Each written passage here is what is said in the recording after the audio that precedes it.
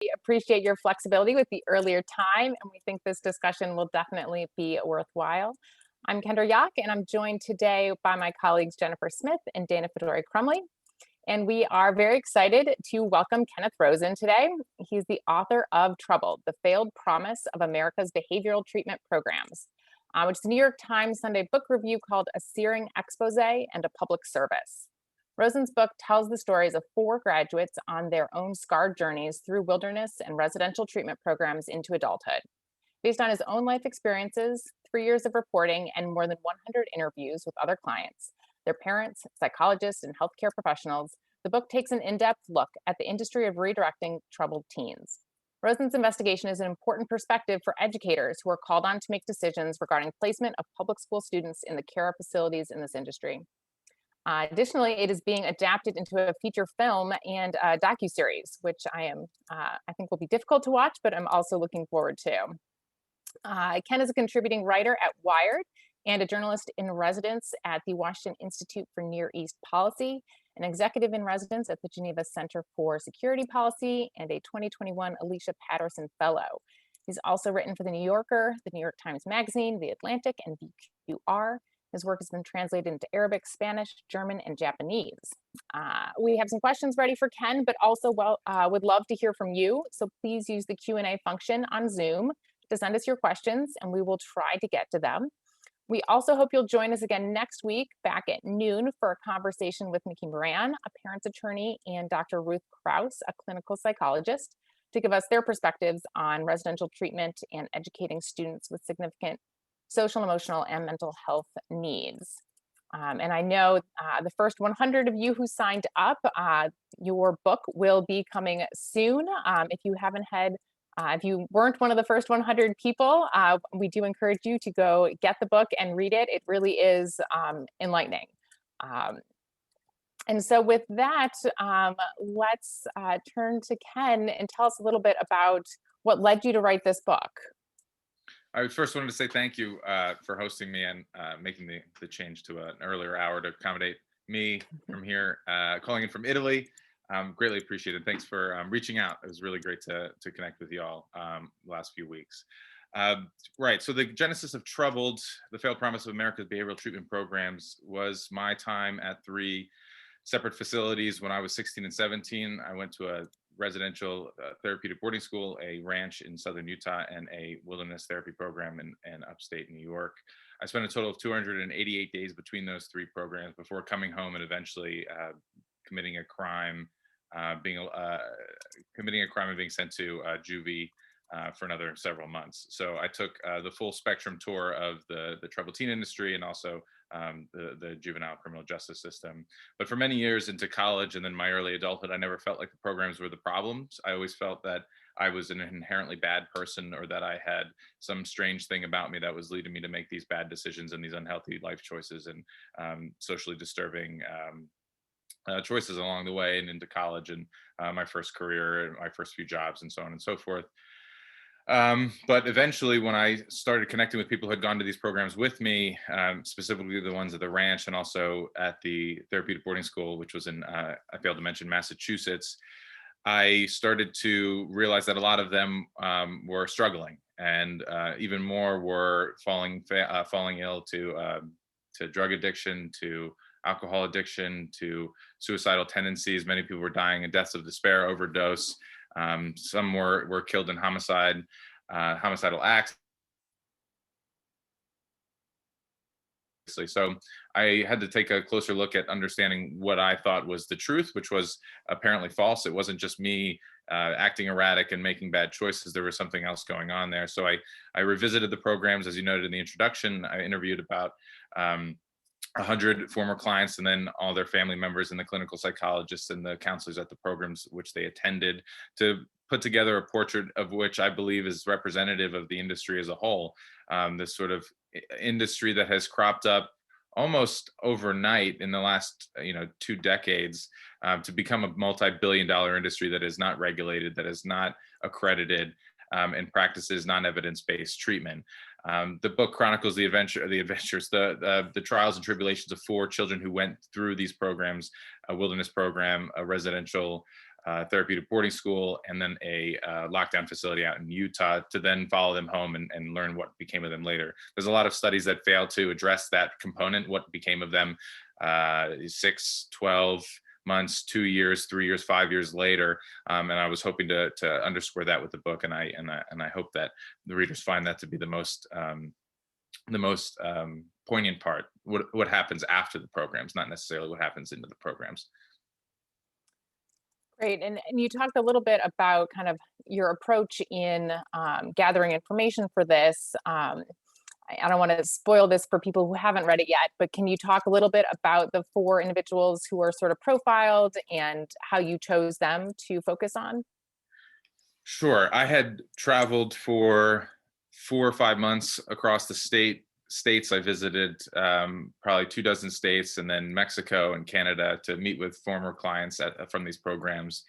And as part of my normal reporting process, when I start to hear a similar thread, a similar storyline, then it starts to be clear to me what is the actual story, or what is the story that isn't being told.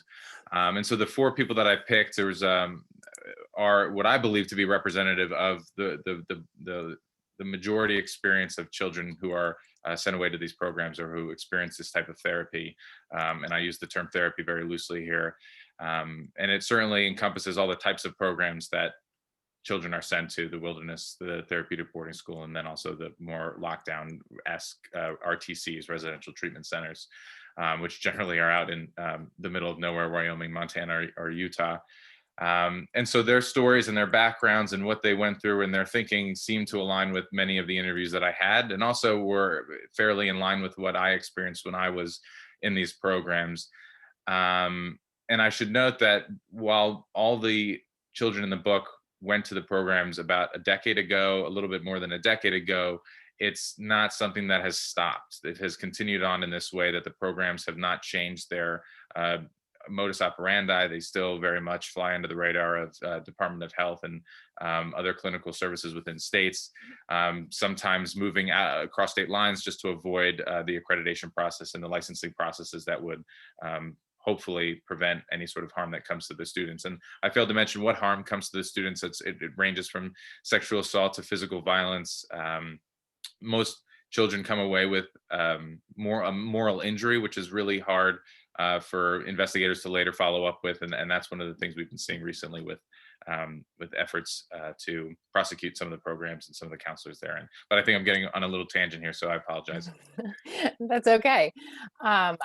So you've talked about a couple different kinds of programs, and I don't know if there are kind of standard definitions to differentiate between, like, what is a wilderness camp and what is residential treatment and what is a therapeutic boarding school. Sort of, if a program holds itself out as one of those, does that necessarily mean anything, or kind of what does that look like? They don't. They hardly encompass what is actually happening at the programs. I mean, so often they're billed, say for example, the therapeutic boarding schools. So often those are billed as regular boarding schools with the therapeutic component, where children can refocus their energies on getting their high school diploma or their GED, and then graduating on time. Because everyone's on some weird schedule that they have to keep to advance into life or something, which we could talk about later. To make sure that they go back into society sort of fully rounded. But in fact, they're not often accredited to give the schooling that they do. They're not licensed to give out state diplomas, which they fail to oftentimes disclose to parents. And the academics are hardly rigorous. I mean, for what people are paying for these programs, somewhere between $30,000 to $60,000 a year, they're certainly not the highest education that one can achieve. And we're talking about a comparable tuition to Harvard or Yale. So when they say that it's a therapeutic boarding school or a wilderness therapy program, or more recently an adventure therapy program, it's all sort of couched to welcome parents into thinking that this is an idea that can save the lives of their children, when in fact it more often obscures the reality that it's more detrimental.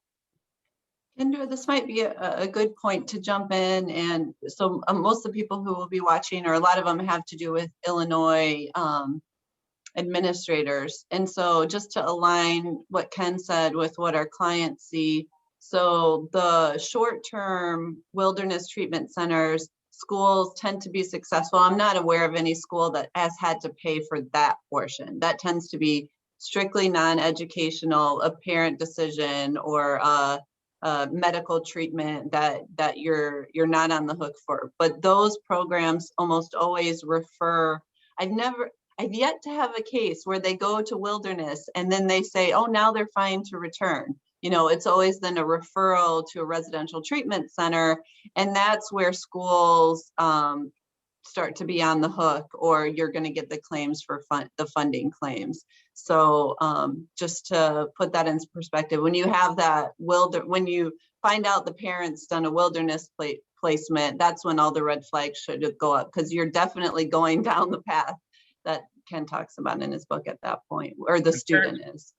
Parents often aren't having insurance cover the wilderness programs either, because those aren't evidence-based and insurance companies don't recognize them as treatment that is beneficial to the child. So that usually comes out of pocket. And I wouldn't be surprised if people would make that argument and say, look, it's part of a system that leads to academic care and residential care. So therefore there should be some sort of reimbursement for that. But again, that's my thinking and how some parents have gone about couching it.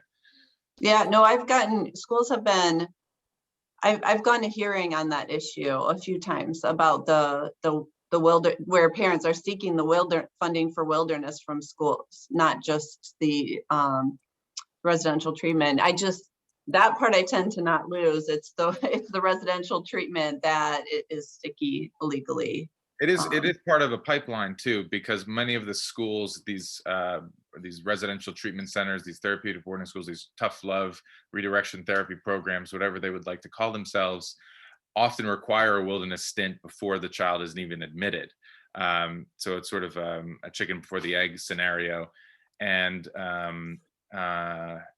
it's funny because if you look at the research that comes out about adventure therapy, they've sort of rebranded themselves in recent years from wilderness therapy.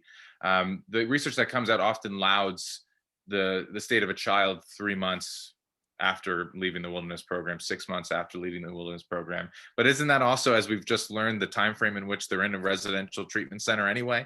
So there's a lot of this misleading sort of data that's out there that's promulgated by the industry itself that I would, encourage parents and those on this call to just to take with a grain of salt and look a little bit further into where it's coming from. And it's often originating from the programs themselves. Yeah. Some of the approaches in the programs that you write about, I think, will be familiar to our listeners. There are interventions and therapies that are used in local programs as well. It seems like level systems are sort of ubiquitous. CBT and DBT, group and individual therapy, are things that we see kind of across all these different types of programs. And in the book, the characters seem to sort of learn what they're supposed to say, and that they need to, do certain things or say certain things to get through the program. And they kind of fake it and it doesn't seem like it's effective. It's just sort of like a game I have to play. And, is your impression that, these approaches are just ineffective altogether? Is it just the way they're implemented in these particular programs that the people are not experienced or not qualified? Can you speak to that a little bit? Certainly there's an issue of qualification for the counselors and staff members at the programs, but I think one of the successes I like to think of my book is to show how these practices that are ostensibly evidence-based, the CBT treatment, the CBT treatment, inpatient, intensive inpatient programming, that stuff works when it's directed at a patient with one patient at a time. In these congregate care facilities, you're addressing 7, 8, 9, 10, 20 maladies at once, teenagers suffering from a variety of issues, and then just grouping them together and saying, here's group therapy, we'll figure it out. And then calling on a young woman who's suffering from severe trauma after being raped by a parent or a close relative, and asked to share in a group of people who are, maybe casual drug users or who have video game addiction. It's not effective because of that very fact that the programming is not geared toward taking care of children. It's geared toward bringing them all together and trying to make a profit off of their ailments. Okay, that's helpful.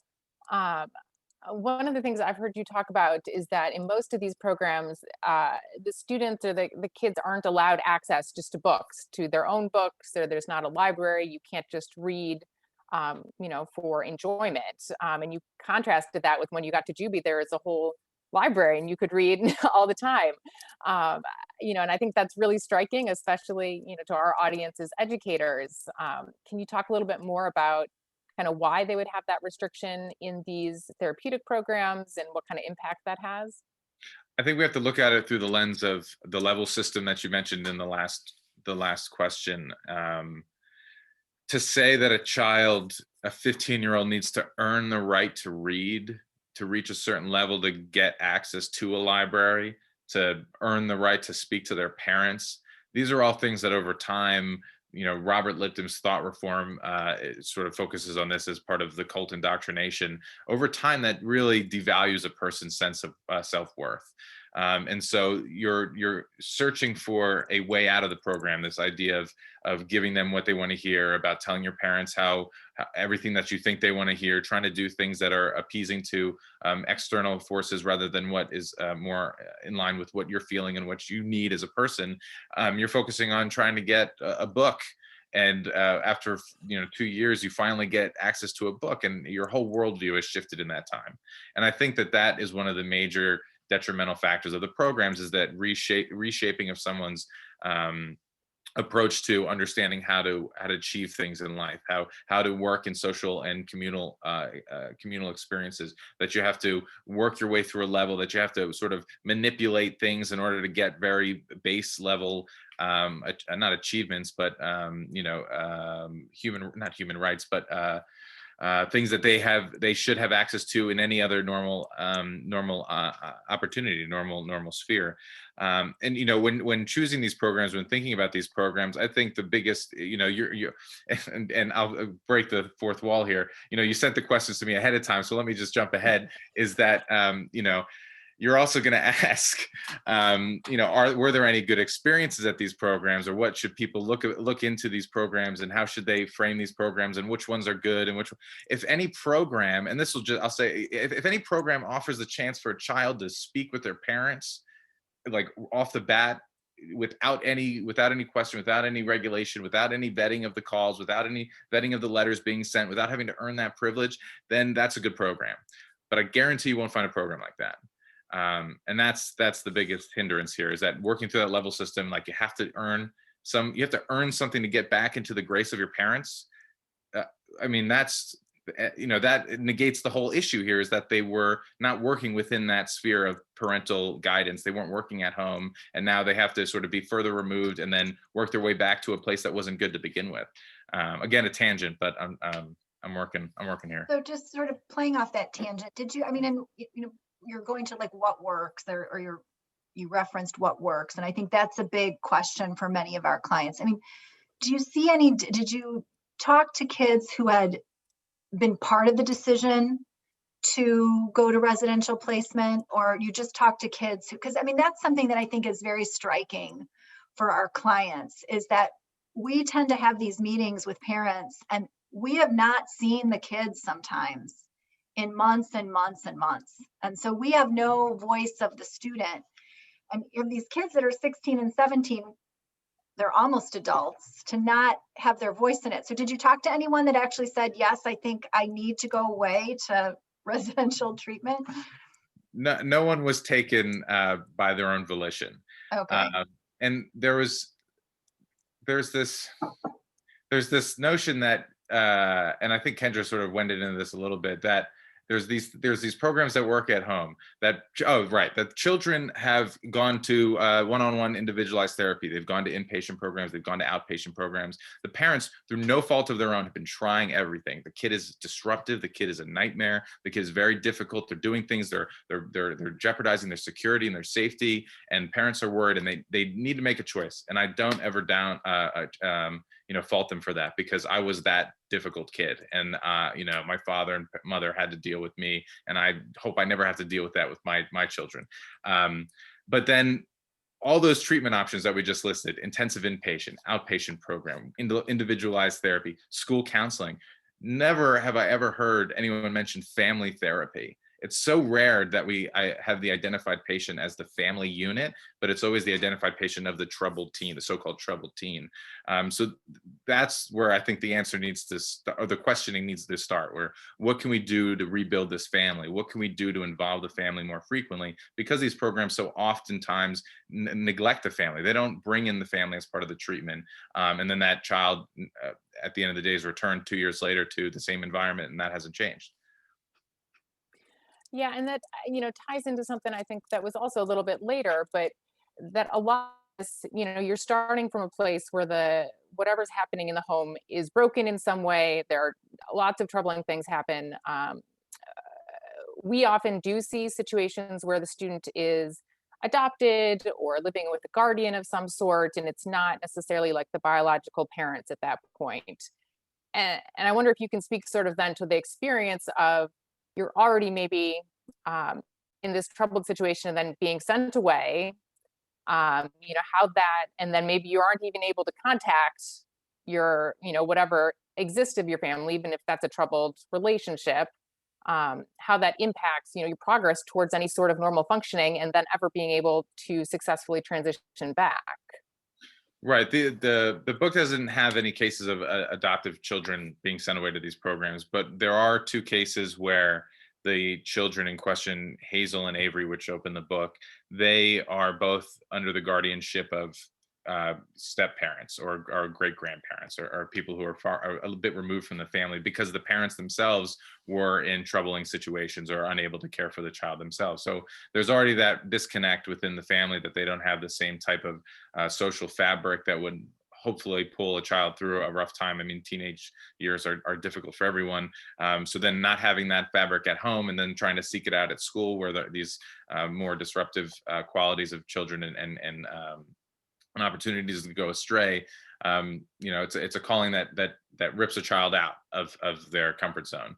And I think that it's oftentimes not part of the equation when you say, oh, well, we'll have the child go away for school for 2 years with this intensive therapy where we don't let them speak to their friends, we don't let them have a real social engagement with their community back home, and then to return them, like I was, back to a place that I don't even know anymore and to one I couldn't relate to. And so often the children have a secondary remission to the treatment because they're having to deal with not knowing their place in society. They don't really know how to function with children who had a normal education experience. They don't really know how to discuss wilderness therapy. They don't really know how to ask for something without knowing that they need to give something in return, and these weird structures of the programs, or that they're dealing with abuse from the programs that they can't explain because you have to start with explaining the program, which is already difficult. So it's a snowball effect. Yeah, and I think, one of the things schools are required to do, if the school is making a residential placement, is plan for the transition of the student back to try to make that more successful, to prepare the student to come back. And it seems like that's just really, really difficult. Are there things that schools can do, that families can do, that communities can do to make that easier? I mean, it seems like it goes pretty poorly for all the people that are profiled in the book. When a child leaves their last program, they are often given a social contract or something that they sign between their parents to agree to the behavior that will exist now under this household that is ostensibly changed, but really only the child has been through something immersive and difficult. And the child returns and is terrified. 3 months, 6 months, terrible. You don't want to get kidnapped in the middle of the night again. We didn't really talk about that, but I'm sure some of your listeners will know that these children are carted off in the middle of the night by a separate entity known as a transporter or a escort, a redirection therapist to these programs. So they don't want to deal with that again. They certainly don't want to be sent back to the programs or a ranch in Utah. So they try to toe the line.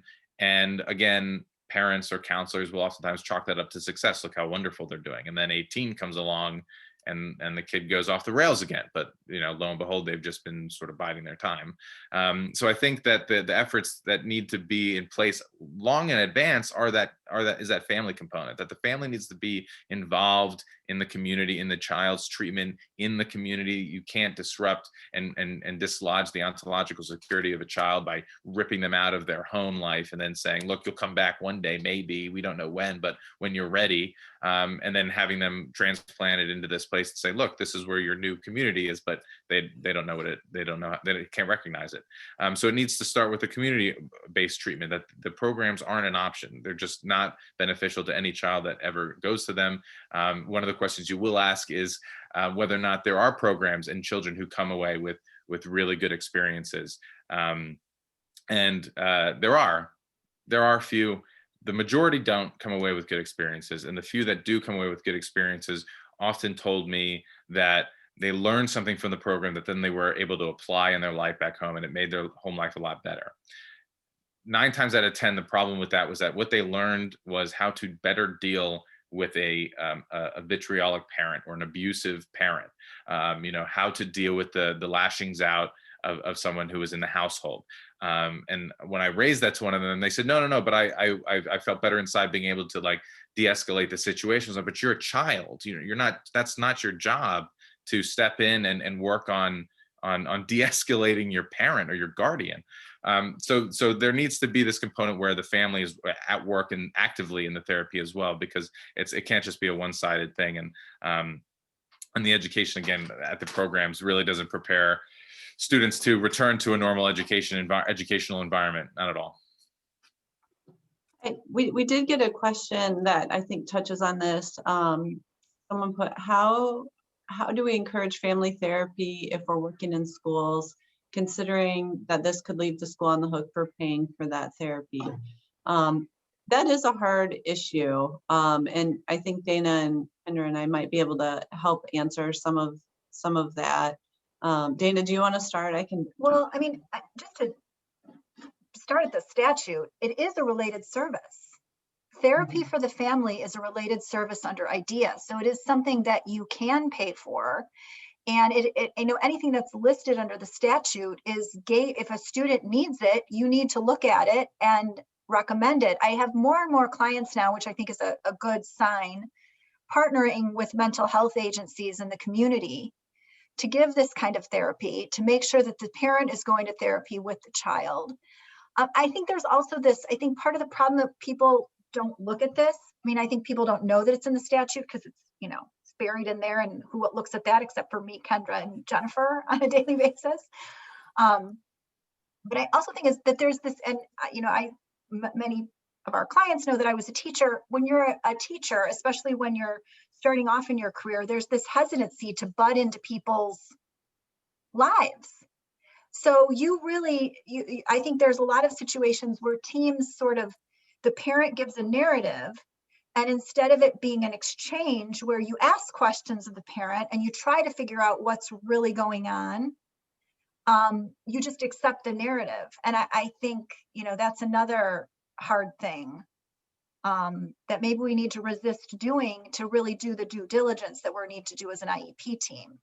But to me, I think that's something that you should pay for, and it's certainly cheaper. I mean, you think about how much these residential places cost, and yes, you get reimbursement, but if you're looking at a school district with a $20,000 per pupil cap, right, or per pupil expenditure, and then you're just paying $40,000 for a year of residential placement, how much therapy can you get for $40,000? A lot. That's a lot of therapy.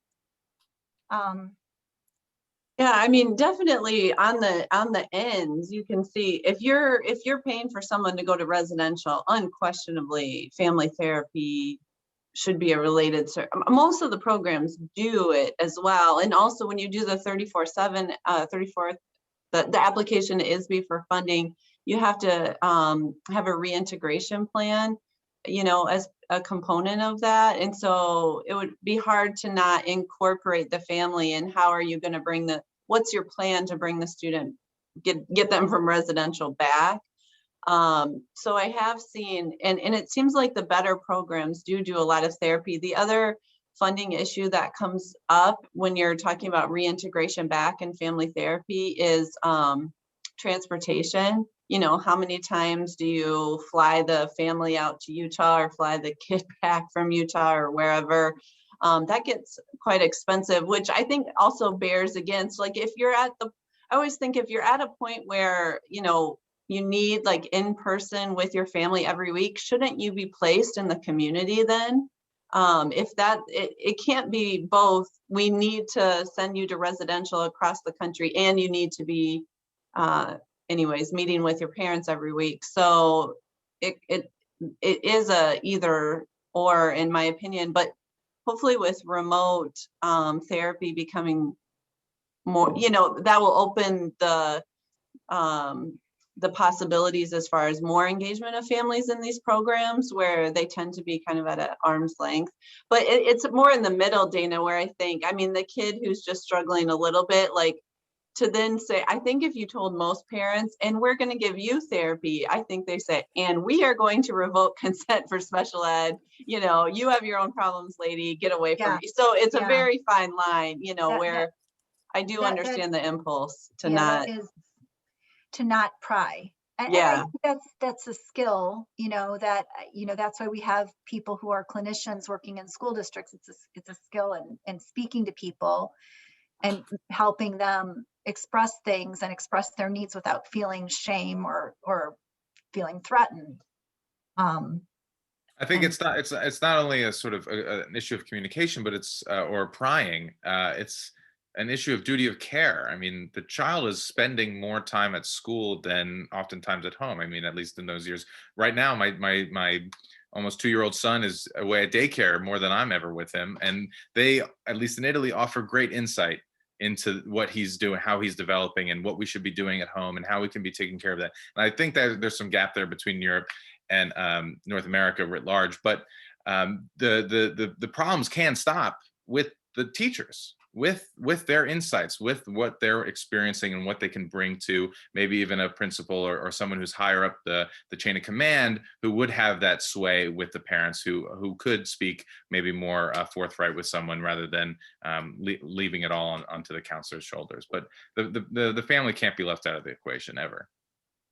One other resource for some schools is your agencies, like in Evanston, there's an agency called Moran Center that sort of offers wraparound both social work, family social work, and legal support. And anyways, unfortunately, those are sort of community specific in our area. It's not across the state. Or there's Legal Assistance Foundation, or there's some organizations that can connect families to private therapy, and then they kind of connect it to how they're supporting the student legally too, that are really nice programs. It's too bad it's not expanded further. But if you're in a community, connecting to those programs and understanding those community resources could be really helpful. All right, let's turn now to the educational consultants. Can you talk to us a little bit more about what is their role? Who are they? Do they have any qualifications? Kind of how do they fit into this picture? I apologize, Kendra, for unmooring your question. That is okay. We don't have to go in my order. It's better this way.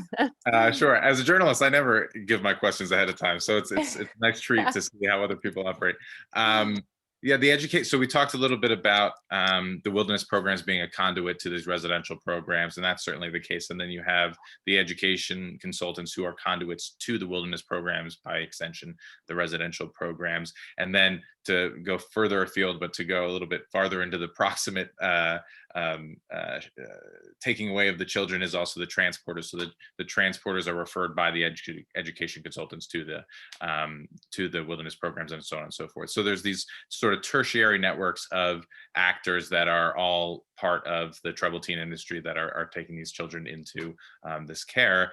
The education consultants have, from my interviewing and from my research, have never seemed to hold up against the scrutiny of their relationship directly to some of the programs, whether or not they're receiving kickbacks or funding from the programs to tell parents that these are viable options to save their children. And also the sort of training that they receive isn't exactly updated and regulated by the state. It's sort of a certificate program, oftentimes a journey of altruistic journey rather than one of a professional field in which you endeavor. Now, in Washington State, we're seeing new legislation that would curb the reach of the education consultants to disallow them from being related to programs, to also make sure that they are accredited every 2 years, that they're reapplying for their licenses, to be licensed to begin with, and then to also require of these education consultants to visit the programs to which they are sending children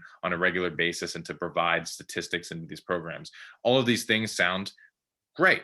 And to know that they're not being done now, that parents aren't being given statistics on where did the counselors go to school, what kind of training do they have in case there's an accident with my children, what kind of therapeutic programming is there at these programs other than in the brochure. So Washington State's looking into working on that. I know a few other states have been looking to answer this education consultant component, because it's a huge funnel into the industry. And again, I don't fault the parents for not knowing what program is better than another, or not knowing that the programs are bad altogether, because at the end of the day, with what's going on at home, with what's going on at work, with what's going on in the country and the world, I mean, they don't have the time to do the job that someone else is being paid to do, which is research these programs and come up with viable options for their children. Unfortunately, oftentimes it's a predatory sort of practice where they're sending kids away to the programs that benefit the ed consultant more than the child themselves. Yeah, I feel like we see oftentimes the ed consultant somehow like seems to find like the kids who are in an inpatient or outpatient intensive program, all of a sudden they're connected to an ed consultant, and the parent is just convinced that they have to go to XYZ placement. And that's the only option, that's the only fix. And they just kind of, the parent is in such desperation at that point, they believe it, and they're not in a place where they can really do more research of their own. I'd be curious to see how often those children were the ones at the inpatient or outpatient programs who their insurance finally, fell through, and then they were turned out, and there was that ed consultant, sort of waiting. Yeah, yeah. I wonder, it seems like we need better connections sometimes with the hospital programs and the hospital system in general, because they must be referring these families to ed consultants. I mean, or I don't know, maybe they advertise there. I don't know how it goes straight from hospitalization to ed consultant, but it seems like if the people who had these conversations were more linked in with the school system, with the school process, and understood that schools are a really good resource for this, maybe they wouldn't send families there. I'm not. Yeah, and one question I had for Ken was, because I think you touched on this in your book, and it's definitely something that stuck with me, is how much are these, we have like treatment facilities around us that are, we have big, huge university hospitals, but these treatment facilities for teens, even the day programs, are often not connected to those sort of university hospital systems. So it's not like Northwestern or University of Chicago, but it's some sort of private entity. And then there's a wilderness that's a private entity. And then there's a therapeutic day school that's a private entity. And I do seem to, you writing about just the connection between all of these programs, and are they sometimes the same company? I mean, is that part of the issue? There are oftentimes some run by larger conglomerates that oversee hundreds of programs. In the case of the programs that are chronicled in the book, it was called the Aspen Education Group, which was owned by the CRC Health, which was a Bain Capital investment situation, but no longer operating as it once was. Now we're seeing programs operated by a company called Sequel that had something like 40 around the country, that were home to at least 2 deaths that we know of in the last year alone, just for the treatment of the children. So the notion that they're for profit should be concerning to all. That they're private, that they're not open to to scrutiny of local authorities, or at least not easy scrutiny where unannounced visits would happen, or the license could be revoked at any moment, or there's a license review every 6 months, or anything like any mechanism. I just wanted to, Jennifer had noted in the Q&A that they're discouraged from recommending what children can do. And this gets into the private for-profit nature of the programs. Like, why wouldn't there be a greater push by counselors and teachers to tell administrators and local district officials that why would we want $60,000 a year on a practical level going anywhere else. Why would we want that going to Utah when we can keep that here and then bolster the community health efforts and keep them transparent and keep everyone focused on the community? So it's, again, chicken and the egg. You need the community support, but you're also not sending, you're not also keeping the community support within the community. It's being sent elsewhere. Yeah. I mean, that's a hard question, Ken, as far as, I mean, sometimes I think it's marketing, and some of these websites look amazing, amazing. And I think even our, the social workers and psychologists, they haven't gotten to see these programs. They just hear also from the parents who have described the marketing pitch on them, and so I feel like it's all a big, sales job on kind of all the people who make the decisions, and no one's actually seen the product because it's like thousands of miles away. Right. And that's why I said, more on a pragmatic level, like just follow the money. Why would you want to funnel that money to a different state? I mean, just keep it locally. But yeah, that's why I had noted that they're predatory practices, that everything looks really great online. They've got flashy websites. They got accreditation associations, which aren't really accrediting bodies, that don't offer any sort of vetting either. There are websites that purport to tell parents which program is better for what type of troubled teen. And I learned through the last few months of my own reporting on this that those websites themselves aren't doing their due diligence in vetting the programs, and rather are taking money as advertising dollars to promote the programs. But it looks on the face like a regular sort of directory of schools for troubled teens. So that's why the education consultant component is very important to tackle first, because the way they are being represented on the ground is not really how they are when you get there in person. And again, the parents rarely visit, right? When they do get to visit, it's often under a controlled environment and much different than when the child gets there, flanked by two very large men who had taken them away in the middle of the night.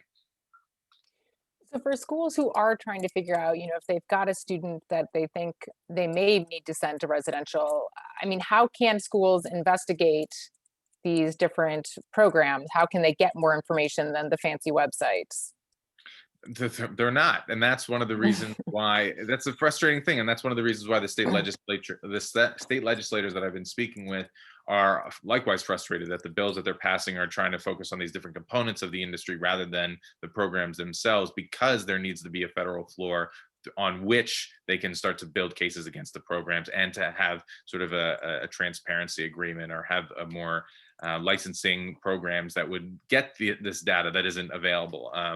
You see job adverts for some of these programs, and all they require of the counselors is to be 21 years of age or older and to like the outdoors, right? For $60,000, that's what you're paying a program to offer your child. Yeah. You talked a little bit about some of the things you've learned more recently, and kind of since the book has been published. I'm sure lots of parents and former students have reached out to you. Kind of, what have you learned since then? If you were going to write, sort of a part two, what would be included? This was my favorite question on the list for the listeners and for you guys. I haven't, I've done more interviews to promote the book than I actually did to write the book, I think, if we're going dollar for dollar. And nobody asked me that question. And I think what I would note is that there's a revitalized movement to really shut these programs down. That they have for years had opportunities, whether it be after Government Accountability Office investigation, whether it be after scrutiny in the early 90s about deaths at wilderness programs, to really look internally and change their practices, to change the treatment offerings, to change the vetting of the staff members, to offer more direct therapy, but they never have. And so when I look at my book and I think, what could I do differently? I would say that I would chronicle all the movements now that are picking up steam to really shut these programs down, to look at more community-based efforts and programs that could pull a child through. And then I would probably spend a little bit more time going state by state, because it is so different. I mean, there are so many programs where, so many states where you have to go to high school, right? You have to be enrolled in some way. And in some states, it's not a requirement if you're 16. And it's just so varied that parents don't really have all the tools, and the education consultants don't have all the tools. And if I could go back and do it again, maybe I will, is offer all those tools and offer a state-by-state breakdown, and hopefully be able to update that at least through a website or something, to give those tools as a counter narrative to the promotional efforts in the lobby of the industry itself. Yeah, it does seem like, you've mentioned some of the prosecutions and some of the programs being shut down, and there has been more, I think, attention paid to this. There have been other exposés. Do you feel like, there is momentum picking up, greater understanding, among the general public about what these programs are? I think a lot of people still don't really know that they exist even. But do you think that's starting to change? I think so. I think that after legislators get together, I guess it's in October, November of this year, to discuss all their issues nationwide, one of the big focuses will be on these congregate care facilities, as far as I've been told. So I think that there, while maybe not a greater knowledge among the general public, there's certainly among those who can make the changes and who can help keep and prevent this from bad things from happening to children, and lessening their ability to get a solid education. So one of the things that I think is maybe a problem, or not a problem, but just an issue, is that IDEA does require these placements. So I mean, the statute, which is a federal statute and applies to every public school in this country, requires that if someone is disabled, fits one of the disability categories under IDEA, which one of them is emotional disturbance, which is a very broad category of mental illness. It can encompass a lot of different problems, that we're compelled to pay for residential placement if the student is not making progress in a less restrictive placement. So I mean, I do think that legislation is sort of the bare minimum, some sort of structure, because the law as it exists sort of favors it. And to such an extent that I'm going to bring Jennifer into this, like, we lose these cases all the time. Parents will place, not all the time, we don't want to make it sound like we take stupid cases Very to hearing. Successful attorneys do that. But we want to be honest. Parents will put kids in a non-approved residential placement. And when we say non-approved from a legal perspective, we mean that ISB is the Illinois State Board of Education, and it maintains a list. And it says these placements you can put children at, and we will contribute to the funding. If you don't choose one of these placements, then you're on your own.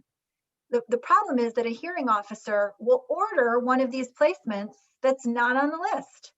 So they'll say, oh, school district, this kid is failing every single class, and they're not making progress, and they're not coming to school, and they're running around. So you have to pay for this. But then we run into the same problem as that you're discussing, is that it may not work. And I just think that's such a low bar for kids, like, just do whatever. I mean, that seems like a reactionary approach rather than so I mean, other than Washington State, have you talked to any other legislatures? I guess there should be a question in there somewhere. Bad report. Well, I'm curious to ask you, that list that's presented to parents that isn't chosen from. I mean, who is vetting that list? I mean, is that a list of programs just like the ones we're talking about, or is that a list of programs that are more local? No, it's all over. And it really is. It's more of a paper vetting. Is my understanding. So then the follow-up question is, what's the difference between the paper and someone coming up with a random school anyway, right? I mean, well, that's exactly the argument that parents have is, oh, your list is garbage. It's not based on any real criteria. And we have all these experts that say our kid needs this very specific program. And so what, it's not on the list. You have to provide appropriate education. And by the way, when you had our kid, he tried to kill himself a few times at school. So you're no shakes either. And I mean, in those situations, you know, district's probably going to lose if they try to fight it legally. And so you end up paying for part of these non-approved, who knows what they're doing. I mean, and I have kind of a little spiel I tell parents, and I always, just for my own conscience, I feel like I have to lay it out there. Like, we have no idea what's happening to your child there. Right. You know, these are, your child's very vulnerable. We're sending them to, who knows what their qualifications are, and you're asking us to spend tens of thousands of dollars, or you're going to sue us. So we might do it, but believe me, you know, I'm sending you this agreement where you're waiving all rights to, and that doesn't, you know, that doesn't seem like a good solution. But the parents telling me, well, you know, my kid's doctor, my kids, all these experts say this is what I need to do to save their life, so I will do anything. I really don't. I feel like we have no good solutions for those parents, and it's really sad. Like, I wish, you know, the whole system's kind of failing in that moment. But the lack of specificity when it comes to saying that this program will save the child's life, this type of treatment, but then not knowing on who's ever the receiving end of that response, not knowing that there is no specific treatment. There isn't any individualized care. I mean, the counter argument would be like, well, if it was in fact like, you know, complex post-traumatic stress disorder treatment, and that's the only thing this program did, great. But that's not the case with any of these programs. And I think also, you know, we've somehow allowed parents to say, be totally radical about their approach to childcare. Like, it has to be this. There's only this one thing. I have to do it. It's the silver bullet. It's going to save their lives. And I have no. Then they get these blinders on, and all the community opportunities go out the window. All these alternative schooling opportunities go out the window. I argued in a piece for the Washington Post about other just schooling alternatives. People don't need to graduate high school if it's not a fit for them. I mean, we are forcing people into these round pegs into square holes for no reason, and then asking why are they so disruptive, right? So I mean, this it's all sort of tied together at the end of the day. You come with me to an IEP meeting, because I always, Kendra knows this. I mean, I go to these IEP meetings, and the parent is just like beside themselves. And it's easy to be dismissive of this. And I don't want to be dismissive of anyone's worry or concern, but they're just like, the kid has flunked geometry, and like this, they flunked this, or they're not doing this. And it's just like, these things become so critically important, and they're not important. I probably could have flunked geometry. Don't I say that. still managed to like get up every morning. Math teachers, right. The math teachers are not going to like hearing that. They're not, but I do think that it is, you highlight an important issue, is that people lose all perspective. And that's where you do need legislation and sort of guideposts, like thinking of like bumpers for bumper cars, to sort of keep you on the right path, or otherwise you're just going to veer out of control. And just do whatever to try to make it better. I think it ties into what I said earlier about if you're doing the vetting on your own, you're looking into programs, and the programs say you don't get to talk to your kid for the first 30 days, or, you know, they'll earn a phone call eventually. That's a no-go. And obviously that would cancel out all programs. But also, if it says that this is the only treatment, anything that's saying it's the only, I mean, that should be a red flag too, right? I mean, that the only way to save a child is to do this one thing. I mean, we as parents, we would know that. Well, I know that there's not one way to do any number of things throughout the day. So that should be a warning sign too. I feel like it's always been sort of very, if you take a logical approach to the industry and say, well, and sort of critical approach to say, well, you know, the school is obviously not allowing for this radical thought and people just to do one thing and say you have to do it this way. They're allowing people to take classes, choose which one you want. You want to go to this class? Oh, okay. Change your schedule around. But the other option is no, it's just regimented craziness. Then that's going to be detrimental. So I think that you're right. There's this moment where parents are in this state of chaos, that they are no longer being helped by their own rationale, which is fine because they're, they're overwhelmed, they're stressed, no fault of their own in this situation. But then the people who are supposed to be caring for them, the ed consultants, the counselors, all these people who make up this industry are then just feeding off of that. For the people in your book, it seems like most of their families did find a way to pay for it on their own or by mortgaging their house. Did any of them work at all with their schools? Were any of them getting services from their schools or trying to seek support from their school systems? I had heard and interviewed a few people who had the state help with funding, but again, the representative, the children that I picked are representative of the majority, and most of those people were paying out of pocket or having private loans taken out, or second mortgages and things like that. And with the kids who were in the book, did they have IEPs? Were they getting anything from their school before they went away to these programs? Not that I'm aware of. I mean, what I've heard in meeting with y'all is again one of the reasons why I would write a sort of extended prologue, is just that there's so much culpability within the states themselves too for giving rise to these programs, that it's sort of discouraging to have seen so many of these recent movements to undermine and address these programs, only to know that the very states who are meant to help them are also feeding them. Yeah. One of the people commented on our Q&A, which I think is very important, is that the funding structure is part of the problem, and that they do receive this funding to put these kids in residential placement, but when they're trying to do local programs, that they're not receiving the same level of reimbursement from the state, and they have to find more local funds. So that, I mean, I guess if you're a very wealthy school district, that might be a possibility, but if you're not that fortunate to have that wealth in the community, you might not have those local programs. So, I mean, I think that's something also to explore on the legislative end. And we do have several, groups in Illinois that can influence legislation and talk about this. And I think that's an important thing too. It's sometimes if they're going to get more money to recommend this thing, that fosters it and makes it keep going. Yeah, I mean, it's a completely logical. Oh, so especially right now during COVID, you have such limited bandwidth. You're trying to educate, you have all these needs that need your attention. And then someone sues you, or, are you going to fight residential placement, which is actually going to cost you less than if you try to keep the kid. And if you don't agree to it, not only would it cost you less because of the funding reimbursement, but also then you're not going to have to pay all these attorney's fees. Even if you have insurance, you at least have to pay up to your deductible.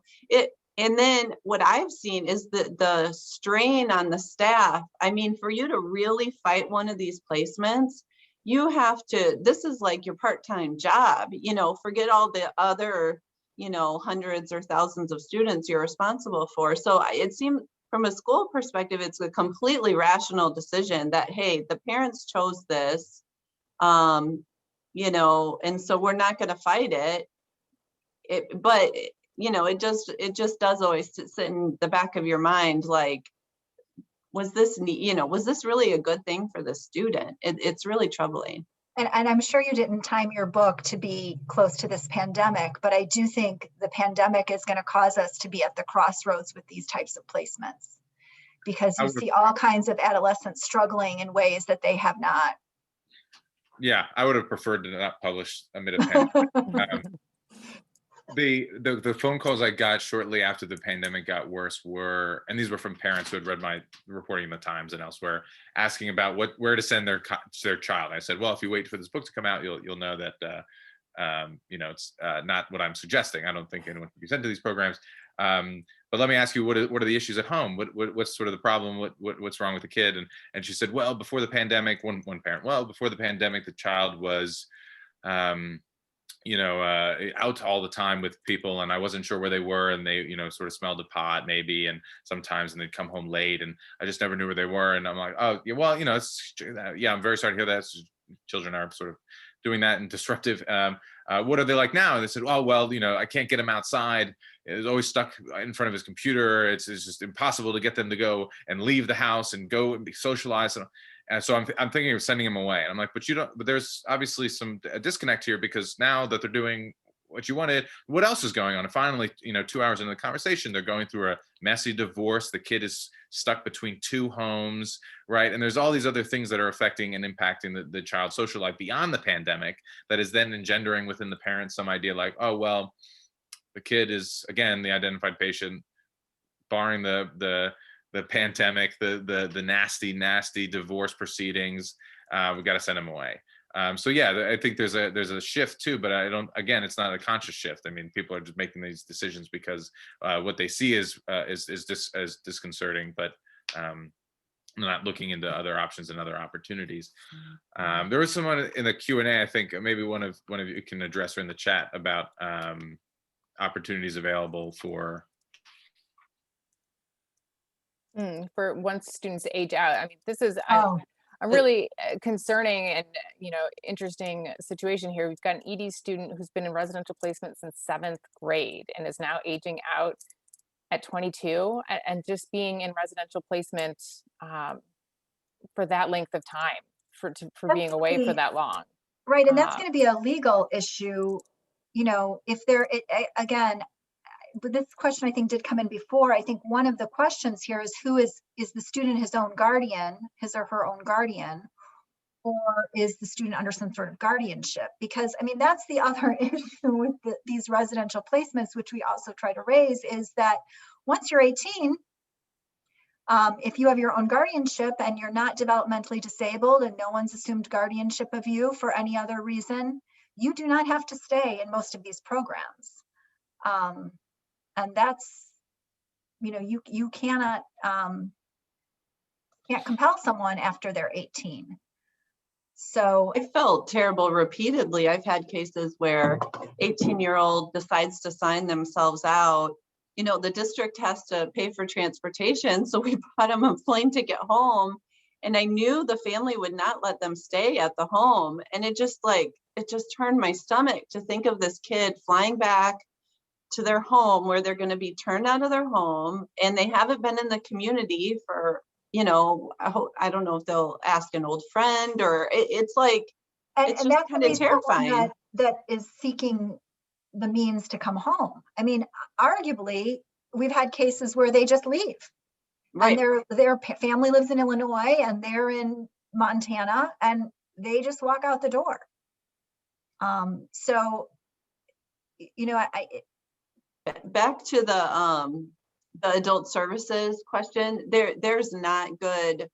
Illinois struggles with adult services. There's not good adult services, and you're probably not going to find a good answer for that. I mean, that's the problem. And we have the 2 bills pending to extend the amount of time school districts are responsible for students to the end of their 22nd year. And then there's a bill pending about they recoup the time from the pandemic. It seems like they're trying to shift more and more of it on the school because of the weakness in our adult services. I don't think any of us are adult services expert, but I've certainly seen this repeatedly where the adult services completely fall off. And that's why there's such a push to keep them on the school's rolls, essentially. Right. Or there's a waiting list and there's this gap period. For years. Yeah. Mm-hmm.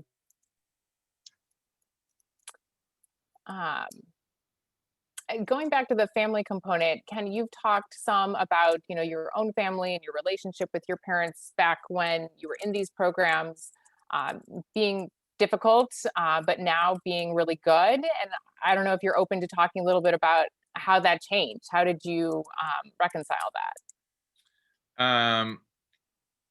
That's a good question. And yeah, totally okay talking about it. And I've often said in interviews that, people say, oh, you worked at the New York Times for 6 years, you went on to the successful career as a journalist. I mean, everything worked out great for you. So obviously the programs work. And I'm an exception and not the rule. When I returned home, and many years into my early and mid 20s, I had a lot of support and a lot of help from my family through all the ups and downs that I went through, and all the ups and downs I still go through.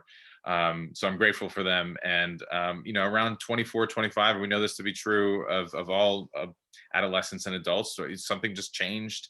And I looked at my family and my life and, my future, which as a child, I didn't understand consequences. A child, 22 still, I didn't understand the future. I didn't have any goals or aspirations. And then my relationship to my parents started to change in that way. I started to see them as these people who were once me, and all these things that we end up understanding as adults, right? It took me a little bit longer to get there than some other people. And I think that's the case of a lot of the children who are sent away to these programs, where they just sort of need a little bit more time. And if they can get the help a little earlier on in the household, then and not feel like they can't go to their parents with some of these problems or some of the issues they're facing, then sure, if they're struggling into 23, at least they still have that connective tissue back home. And I just wanted to note, there's someone had noted in the Q&A here, just another comment, that if there's anything that is appalling to you, or questions you have, or things that you wish would be looked into by media or the state,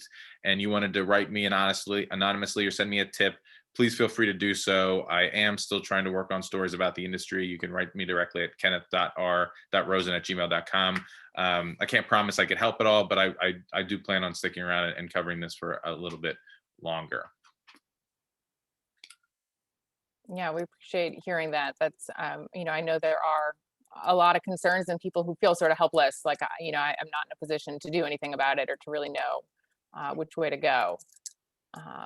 Yeah, and do you have any, have you followed up with anyone? You talk about how the programs sort of fund their own research, which is really, to me, just fancy marketing. But are there any universities, any schools of education, any schools of, that specialize in clinical psychology looking at these programs long term? Nobody is looking at them long term. A lot of them are staying within the 3 month to 2 year sort of realm, and that's where I hope my book would come in and break the mold a little bit, looking at 10 years. And there's actually been some other reporting in the New York Times by Michael Wilson about these programs and what happens 5 or 10 years later. The industry itself is funds research coming out of the University of New Hampshire, and also supports the National Association for Therapeutic Schools and Programs, which also offers its own sort of channel of education opportunities and research. And they oftentimes skew toward how great the programs are and how wonderful they impact children's lives. There's a small group of researchers now who either run independent non-for-profit programs themselves, or academics who were once at these programs themselves, who really are doing a great job at countering that narrative and looking at congregate care facilities as a whole. And I wish I could think of some of their names off the top of my head, but as a journalist, I'm terrible with names and spelling, so I can't recall some of them now. But there are researchers who are young and my age that are looking at these programs with a more critical eye, and I think that's just not making it into the mainstream, in large part because the industry itself, the lobby, looks at those reports and often tells those young people, oh, you misconstrued the data, or, oh, we're not going to publish this because we don't feel like it's representative of what we're trying to do here, which is a quote from one of the professors who is active in this research field for the industry. But again, this isn't a burden for the parents. This is not something that they should be worrying about. They shouldn't be looking at the research, and counselors shouldn't be looking at the research. It's the education consultants who are promulgating these programs, and the state, who is obviously sending that should do the due diligence and say, look, there are more than just there's more than just research that says these are of benefit. Yeah, the other area where I think we could have further action is this really is a civil rights issue on many levels. Civil liberties are stripped right from the start. Yeah. The fact that everyone is broken down, then tried and then failed to be built back up is a major failing of the industry. And again, one thing that they could have ostensibly corrected over the many years that they've been around, since the 60s and 70s, but they haven't. And I get a lot of heated emails from program directors and counselors at these programs and therapists at the program saying that I'm doing the disservice to all the children who ended up coming out good from these programs, which I don't believe is a true statement. both my involvement in that, and also that there are people who are coming out of these programs in a better place, but that they had that time to change. They had 30 years of getting feedback and then channeling it or sweeping it on the carpet and then not using it. I just want to give my email address again, and maybe you guys can put it on whatever promotional material someone's asking for. It's kenneth.r.rosen@gmail.com. And if you'd like to keep it even more secure, you can write me at kenrosen@protonmail, which is a secure encrypted email service. Oh, we need one of those. Yeah. Yeah, I think this research piece is so critical that we're missing that, because we do often get the parent coming in with the ed consultant or the psychiatrist that says the student needs residential placement, and the district is just sort of, doesn't have, a hired gun to go to say, no, these programs are actually really damaging, or I know specifically about this program, and this is, these are the shortcomings of this program. And we need a greater understanding of that. I think that again, just trying to be more logical is like, all right, well, all the research says it's great. Also, right, if it's so great, why don't insurance companies cover this type of treatment? They don't cover wilderness adventure therapy because it's not evidence-based. So I think there's just a lot of evidence to suggest. I don't even need to write a book. There's just a lot of evidence to suggest people believe these programs don't work. But again, the lobby is really strong. There is something in the Q&A that might be worth addressing about aggressive students and alternatives for them. But I don't know if. Yeah, no, that's great. You're better at multitasking and talking and reading than I am. So there's a good question here that says, if we're going to say that residential options are not safe or appropriate, what are the alternatives for students who are actively suicidal, who are physically aggressive towards family and others, who require around-the-clock supervision to remain safe from themselves? And that's really, the picture that we often hear at an IEP meeting. That's what the family's saying. The local services in Illinois are often limited, and so there's not a lot of support. So districts then feel like they're forced to look at these out-of-state residential options. I mean, to start, if someone's actively suicidal, I mean, you really need to connect them to medical service first. Medical service is the first thing. And I think from the school district really doesn't have the authority to do that. But whenever you have these reports, you really need to talk to everybody, right? So you need consents to talk to the treatment providers that the parents have sought out. A lot of times we don't have that. And I think that, again, you're trying to get a full picture. And that means talking to more than one person because people have different takes on how severe something is. But I mean, that's you're sort of highlighting why we have residential placement under IDEA. I think that's why I haven't looked at the legislative history, so I'm sort of speaking. But I mean, I do think that residential placement, there are residential placements that are made for developmental disabilities. And obviously those are a very different thing that we're not talking about.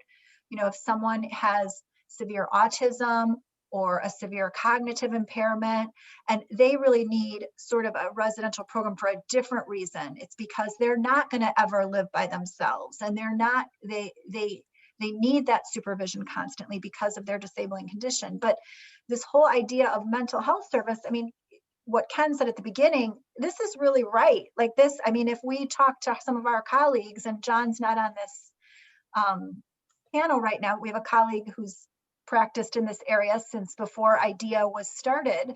There were no residential places. I mean, when I was in high school, people did not go to a resident. They did not exist. This whole area of treatment did not exist. And I think it fit in to what IDEA's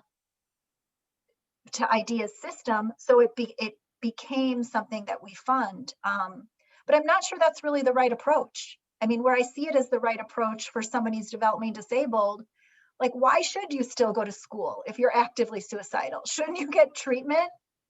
Like, should we just say, like, okay, you're actively suicidal, you need intensive treatment medically? I don't know. Yeah, I think sorry, go ahead, Jennifer. Yeah, I think there probably is a place. I mean, we can all tell kind of profiles, but I've had profiles like this where given, I mean, we can all say like the medical system should be different. There should be local care, there should be, but given that there's not, I think that there are some students where both legally you have to, and probably given the realities of what's available, it probably is the best, given bad options, it is the best option sometimes for, a kid who is dangerous at school, either in that tried to kill themselves at school. You have not been able to keep them safe at school, either themselves or others. The round the clock thing gets to be a little tricky, but when I look at safety, I'm like a little bit focused on, were we able to keep them safe at school? And the safety is things that we're just hearing reported from parents, or are we observing safety concerns,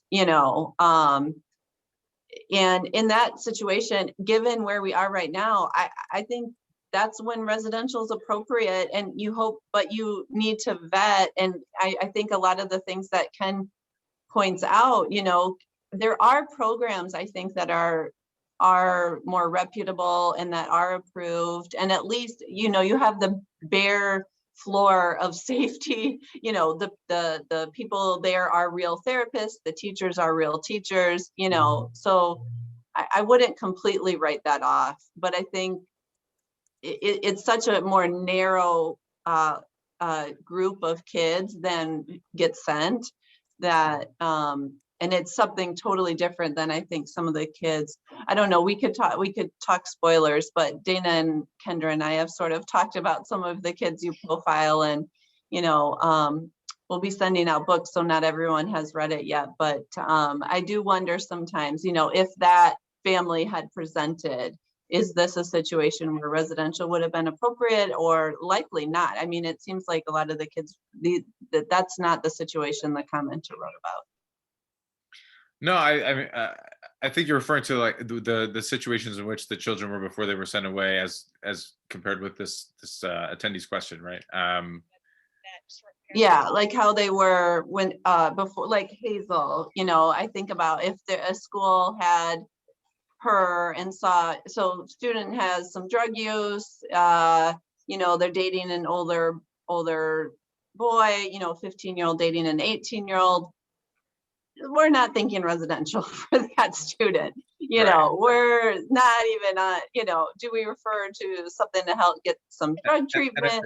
I think the problem with, and I mentioned this later in the residential section of the book, is that then there are the people who do need this sort of treatment, or not this type of treatment, but treatment, to be sure, some sort of oversight and residential therapy, but are lobbed in with people who, again, are having, older boyfriends, or maybe smoking marijuana recently. And so then both patients aren't getting the appropriate care that they deserve. I think also, you mentioned very briefly about this idea of the medical question in the States, and all these other components that are difficult and could be better. And that's why my messaging is focused around communication and family and the school counselors, and stopping this at the very get-go, and seeing it from the ground up, rather than like, all right, well, now we have a troubled teen on our hand. What do we do?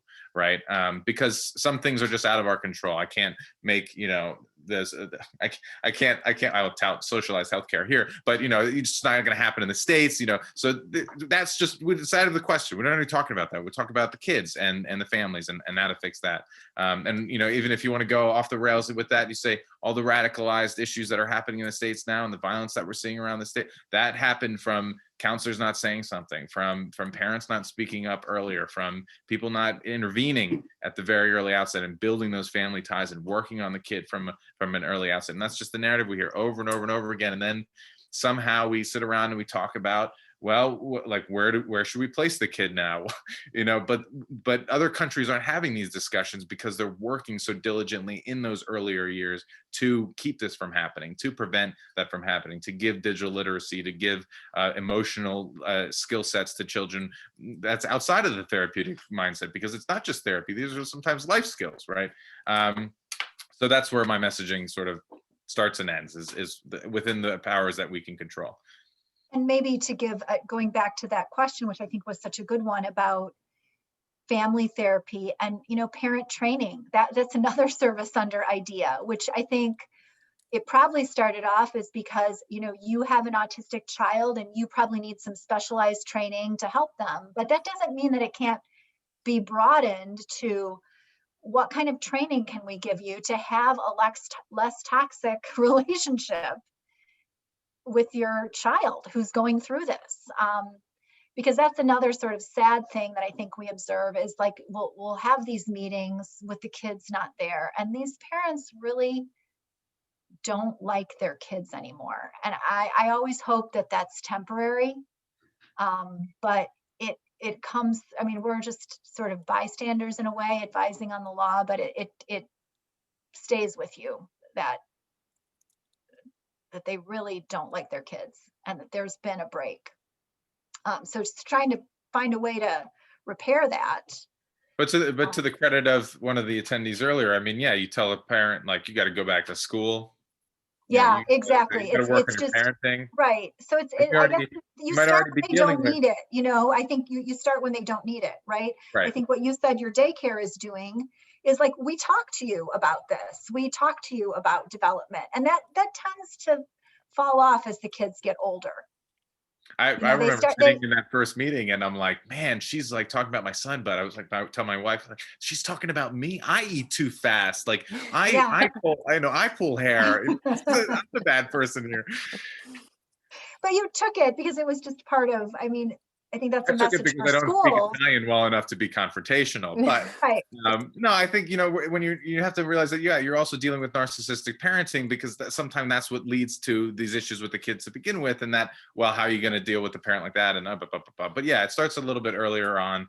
And you just have to, I think when you're open to receiving feedback, which is not part of our culture in the States, when you're open to being told you're wrong, then things can change. But until that happens, that's a social shift that is far and beyond my capabilities or breadth of knowledge. So yeah, I think that's why you focus on the families, focus on the kids, let them empower themselves a lot earlier to know that, there's a word for anxiety. That thing that they're feeling is not worry. It's not fear. It's anxiety, and teaching them about that earlier on. I know a lot of the kids that I interviewed for the book, their problems were anxiety and depression by and large.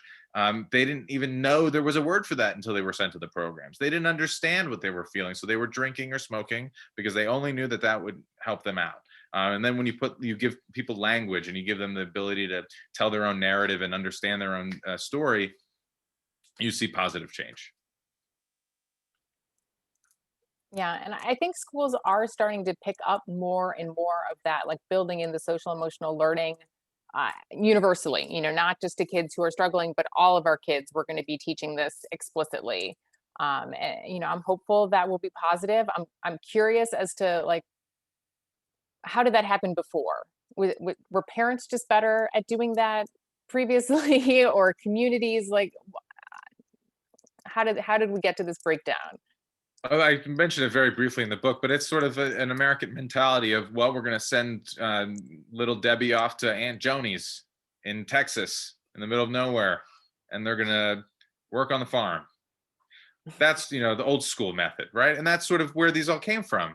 The idea of the American, go west, young man, the manifest destiny, right? If you just remove yourself from the situation, you'll go create it somewhere else. But if you just remove yourself from the situation, you'll find peace and be able to come back as a wholesome being. So I think there's just this ingrained Americanism in it. And then you compound it with American exceptionalism and capitalism. And by the 60s and 70s, people say, this is a great idea, we should make money off of it. And that's sort of the genesis of the programs, was well-intended counselors who felt like this group therapy was worthwhile, that some of these modalities actually did work, that patients were giving them good feedback. I think of AA is sort of not what I'm talking about, but similar tracks. And then how do we make money off of that? Yeah. So we had one question in the chat, and I think I'm going to use it to encourage people to come to our webinar next week. They asked about remote learning and aggressive behaviors in remote learning, if that counts as behaviors in school. That would be a great topic to talk about with Mickey Moran and Dr. Kraus. They will be joining us next week at noon, and both of them, many of you know, Mickey is a reputable parents attorney in our community, and Dr. Kraus she is hired by both parents and schools to do evaluations on students, exactly the kind of situation, like you said, if we fail in avoiding the trouble and we are at the table with the trouble, then they're both good resources for those situations. So we'll probably talk about that more next week. Yeah, I don't know. We've only got a couple minutes left, but Ken, if you want to comment on this one about, how does this fit in on the school to prison pipeline, and how did these programs fit into that? Sure. The irony here is that these programs were meant to stemmy the flow of school to prisons. That was their idea. If you send them away to a program that isn't going to be on their permanent record, that they can exist in as a juvenile and not go off into a juvenile lockdown facility or a detention center, then they'll never have to experience that in their life. Unfortunately, it has become a part of the school to prison pipeline insofar as engendering within a child this idea of institutionalization, where they feel more comfortable during an intake process where you're strip searched and told to do all these things that some people here may or may not know about as part of that process, and knowing that more intimately than maybe understanding how to work in a classroom with 30 other students and be in that social environment, then it's more likely that those children are going to end up at a jailhouse in a prison system. Because frankly, when and I'm speaking also from experience, but also from what I reported when I was arrested that time to go to juvie, I felt very firm in my belief that I knew exactly what was going to happen. And that was comforting, knowing the system, knowing what I was about to go through, knowing the sort of levels that I have to go through, all the stupid stuff that we see on TV and think associate with jail and prison. That becomes what these kids are used to now. And they say, I could deal with that because that's what I know. Yeah. I hate to end on such so a down note. Does somebody have anything more hopeful to say? Kendra, you said that I was really good at like multitasking, reading, talking, and like texting and stuff. But when you read a comment, it sounds like you're just speaking. Like I don't even know you're reading. So that's like a talent I really wish I could have. Maybe you should read books, I think. Oh, new career possibility. Thank you. All right. Well, we really, really appreciate hearing from you, Ken. I do encourage everybody to read the book. It's really enlightening. It's difficult at times to read, certainly, but I think everybody will benefit from it and see pieces of it that they're familiar with. Well, and remind them, Kendra, the first 100 registrants are getting the book. So yes, it's on the way. It's on the way. It's on the way. Yes. Excellent. And please do come back next week for sort of a continuation from a slightly different perspective that we think will be helpful to you as well. And like Ken said, he's open if you want to reach out with additional questions or information. And so we appreciate that too. So thank you, everybody. Thanks, y'all. Thank you so much.